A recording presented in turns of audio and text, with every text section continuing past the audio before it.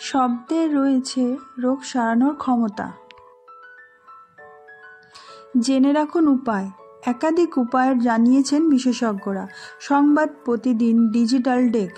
শব্দ নাকি ব্রহ্মস্তর থেকেও বেশি শক্তিশালী, অসীম তার ক্ষমতা, তাই বুঝে শুনে ব্যবহার করতে হয়।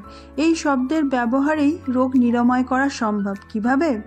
বিশেষজ্ঞরা জানাচ্ছেন শব্দের প্রভাব মনেও প্রভাব বিস্তার করে, তাতে মন শান্ত এবং অশান্ত করার ক্ষমতাও রয়েছে। মনের প্রভাব শরীরের ভীষণভাবে পড়ে, ফলে শব্দের মাধ্যমে শরীরের নানান সমস্যা ঠিক করা সম্ভব বলেই মত বিশেষজ্ঞদের। এর কয়েকটি উপায় তারা জানিয়েছেন।